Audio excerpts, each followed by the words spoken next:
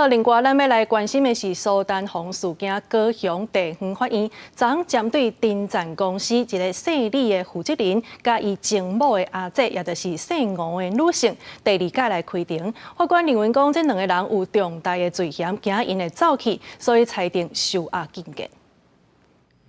拜三透早，丁赞公司负责人姓李的大兄，在图书规划之下等开庭，因为高雄地检署针对连续在内3人弄交保的代志提出控告。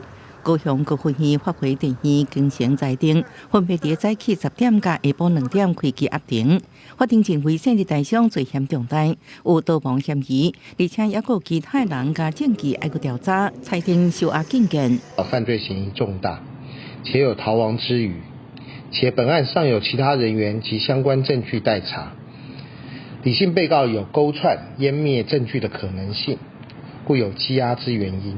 委任律师对结果表示遗憾，表示姓李大兄认为验出苏丹河产品含量真微量，无清楚安怎去目掉，公司也无添加过。法院裁定收押禁见的结果已不服，被提出控告。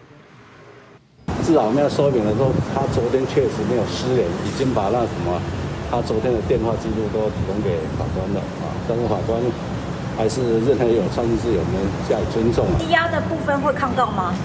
他当庭就表示要抗告了。姓李大兄进前因为具体庭事不合法，被当庭释放。高雄地检署回应，警方是照检察官指挥具体，佢伫拿在时阵明确提示股票的相片，伫被告同意之下，无靠手铐到庭行到分局。经过提示股票正本了后，完成具体庭事，该过程并无违法。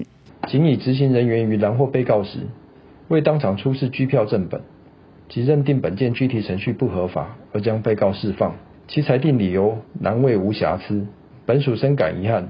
向检控告了后，成功羁押姓李大兄甲情某的阿姐姓吴的负责人，另外一个姓谢的评判人员，随时间过重开羁押庭。